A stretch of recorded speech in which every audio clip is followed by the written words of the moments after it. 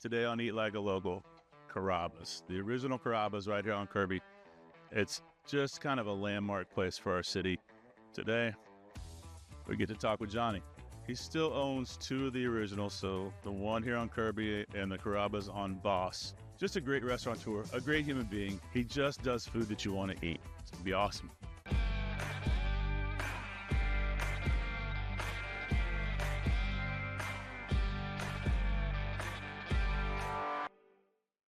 Johnny, thank you for having me today, and thanks for sitting with me. We've been friends for a long time, but just to see what you've done for the city and how you've done it in 38 and a half years, and it's just such an honor to sit with you. Thank you, man. You know how much I enjoy it. Yeah. You know how much I enjoy you. You opened this in 86, Mm-hmm. and then you helped people franchise this restaurant. We got in business with Outback, and the founders of Outback Steakhouse were really great people. But, you know, with big businesses, things change. And I just got out about 5 years ago. Well, when I have chef friends that are coming in from out of town, I'm like, well, I need to take you to Carrabba's. And they're like, what? And I was like, the OG. I hear and they're every like, day. And they're like, all right, that sounds awesome. And then they come in here like, this is great. And Well, it's like, no, I don't know it about is. great, but it's like I It hear is. but I hear it every day. And then when they come here, it's a different ball game. So So there's two of the originals that you still have, right? yeah, There's- the one on Kirby Drive, the one we're sitting in, Yeah. and then Rosie's. We call it Rosie's. Yeah, of course. The Carrabba's on Woodway and Voss. So Yeah. this is 38 years old. The Carrabba's on Woodway and Voss is 36 and a half years old. Yeah. You, my mother, still working every day? It's insane. She's so good at it too. 87, man, and a walker, works every day at the Carrabba's on Voss. But I've never seen as much energy as this lady has. It's like, Mama, I admire you. I don't want as much energy as you. Every day, man. In 20 years, you don't see yourself walking through these doors every day? You know what? It's funny we talk about that. You know what I want to do? I really want to go to one restaurant every day, man.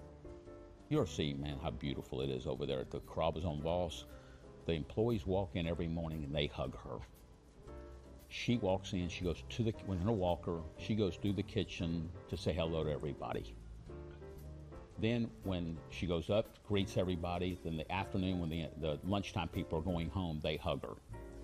It is the most beautiful thing. Her and my dad have played a big part into Carrabba's, because my dad hung out here. My mother hung out there. They've been married, I'm 66, they've been married 68 years. They had a small neighborhood grocery store. It was on Canal and 74th, East End. And my dad was a butcher and my mother was a cashier. And they were together every single day, man.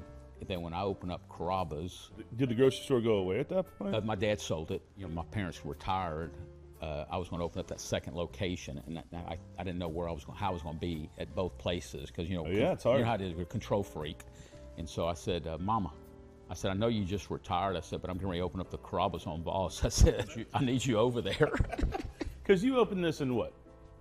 December of '86. 86? Yeah. The original Carrabba's was 3,000 feet. I had 96 chairs and 8 bar stools. I could be working in my kitchen since it was open to the dining room, and I could see every single one of my customers. We have some nice rooms now that are add-ons to make the restaurant bigger for parties and stuff, but the main dining room is bigger, but it still has the same feel. There's only a few restaurants that can be this, that can have the Carrabba's lifespan. You know, you want to become a generational business. Well, we're 38 years, 38 That's years called old. generational.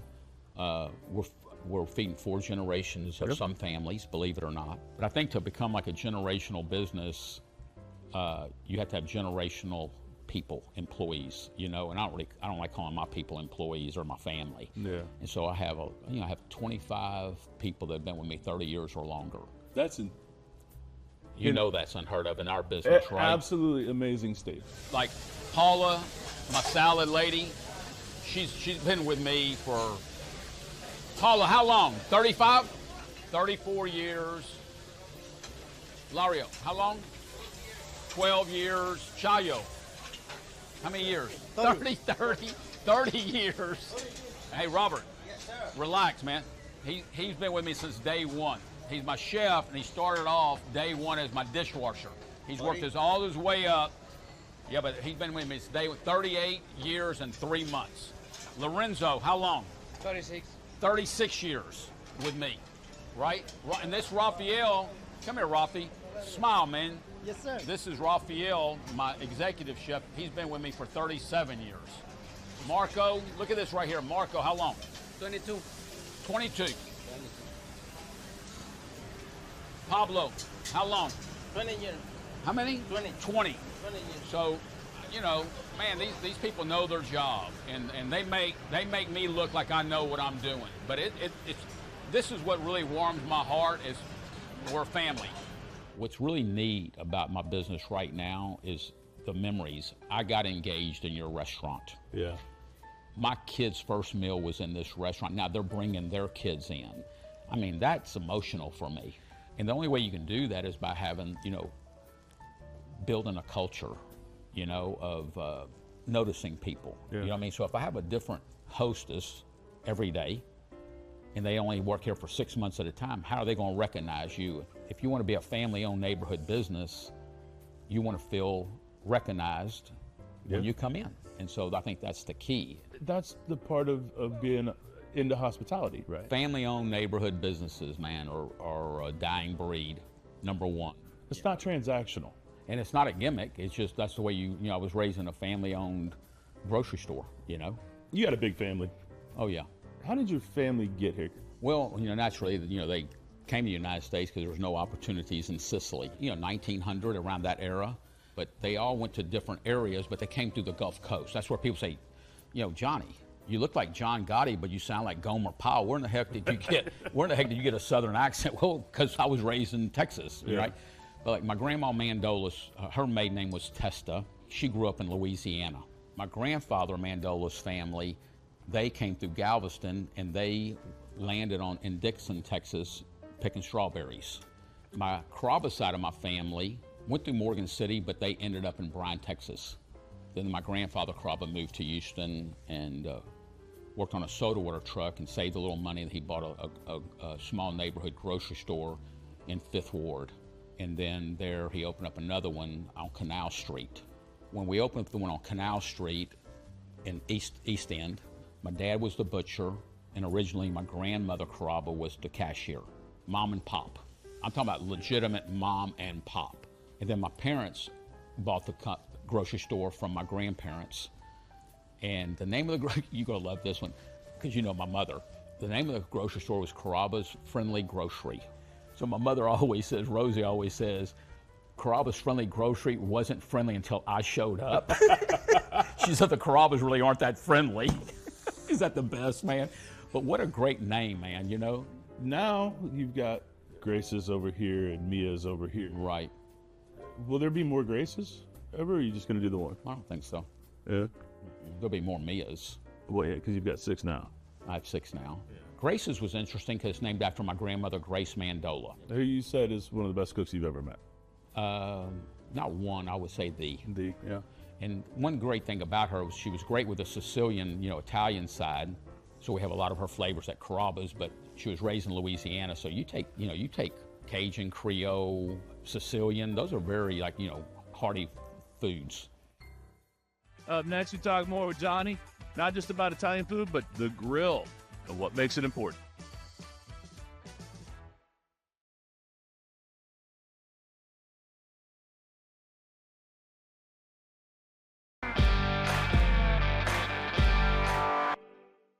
Today we're hanging out with Johnny Carrabba at the original Carrabba's on Kirby. Such an iconic family, such an iconic restaurant. This is my grandpa, Tony Mandola, then my godfather, Rocco Vallone.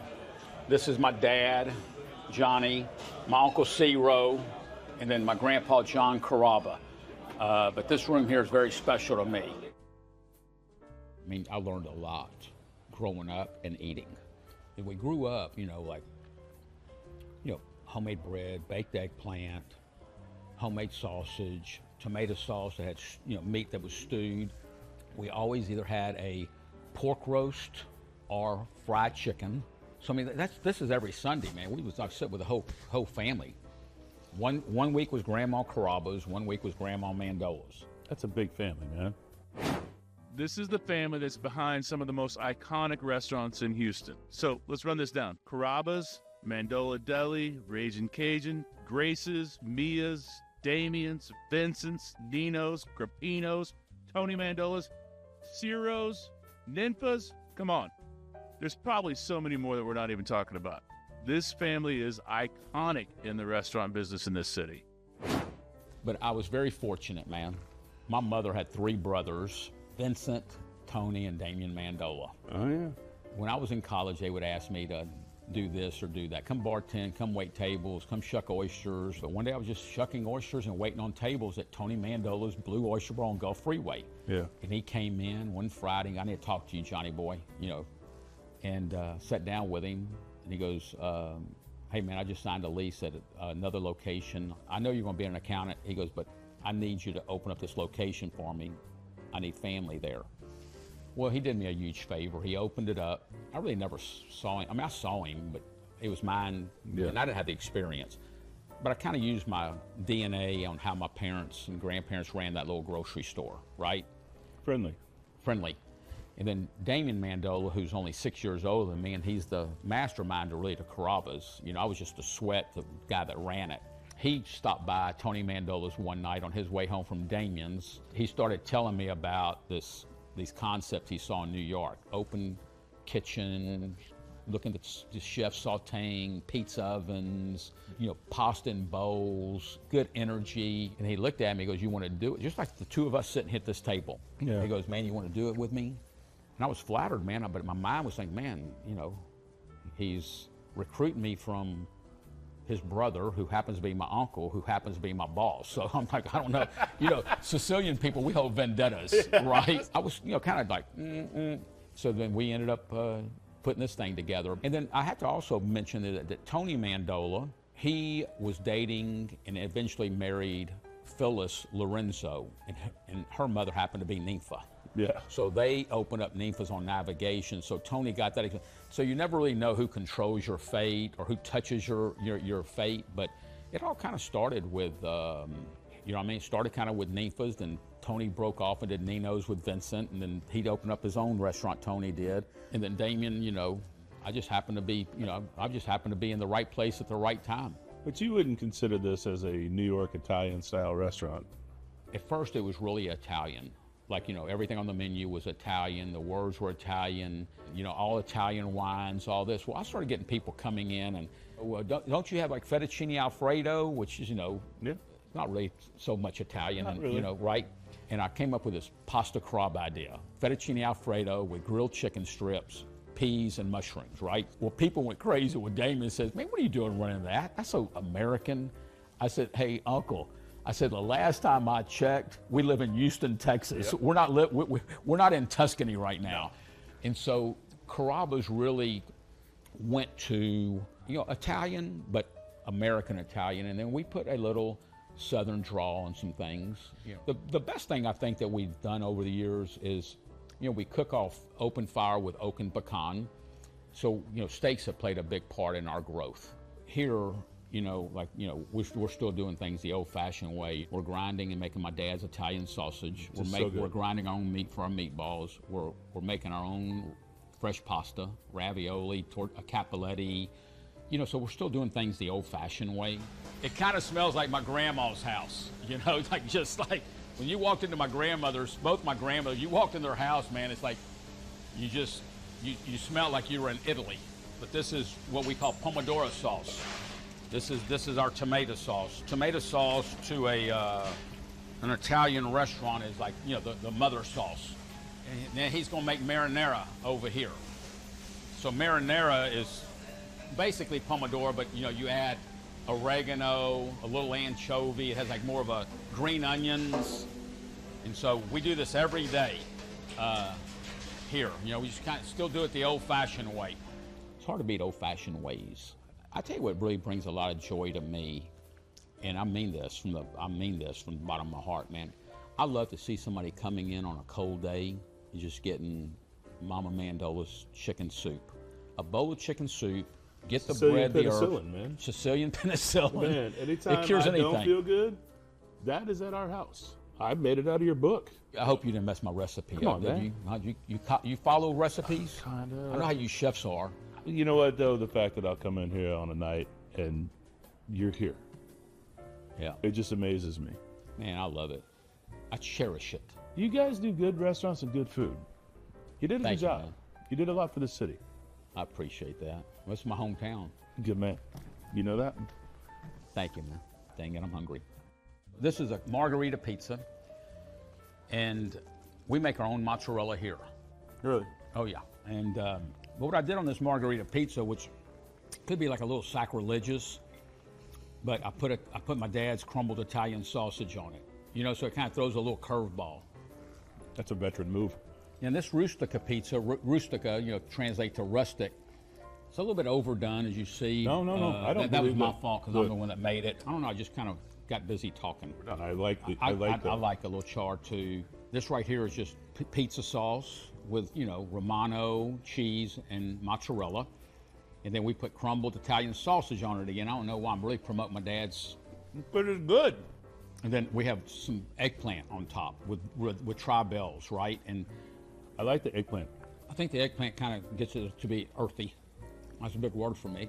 It also gives it a kind of a creamy texture, which is nice. That's exactly what I was looking for. It really does, man. I nailed that. How do you know that? I never have thought of it that way, but that's what it does. It comes across as creamy. Yeah, it does. Great flavor too. Not everybody does eggplant well. I'm gonna tell you who does it well. You know, you did a series on Mandela's Deli back there, you know, off of Gulf Freeway. Yeah. My cousin does it really well there. My cousin C-Row on the I-10 does a good job, but the eggplant, the baked eggplant we do here, we always had that on Sunday meal. You know, pasta, meat, braised meat in the sauce. We always had baked eggplant, but I'm gonna tell you, on Sunday nights, after our big meal on Sunday with the families, getting my grandmother's homemade bread and making a baked eggplant sandwich, fold over. That moves you, doesn't it? A little fold over? I love a fold over. Man, that's good. I like this pizza. I do. No, I want to try this. I want to. All right, tell me about this. I named this dish Bryan, Texas, because my grandpa Carrabba was so proud of Bryan. I really stole this idea from my Uncle Damien at Damien's restaurant on, you know, downtown Smith Street. But anyhow, this dish here is, you know, grilled chicken breast, and then we put a medallion of goat cheese on it, and then we put a sun-dried tomato. I call it lemon butter sauce. You might have a fancy name for it, but I'm not a chef. It's just a good contrast of flavors. You got the grill base, the grill seasonings, and then you got goat cheese, and then you throw in sun-dried tomatoes, and then you put lemon butter. I mean, there's a lot happening here, but This is why I don't really think of it solely as like an Italian restaurant, because the wood-fired grill aspect of it really defines a lot of the flavors in this restaurant. I'm gonna give you a guess because you know this restaurant. What's our #1 overall entree sell? Maybe the Cappelletti. You know what it is? The fish of the day. Really? Man, we fillet our fish in house. Yeah. But I'm letting you know, man, that fish coming off that grill. And then we've been doing like a little redfish out of the pizza oven. It's so good. Up next, Johnny throws me a curveball. You got to sell a ton of these just because of the pricing on it.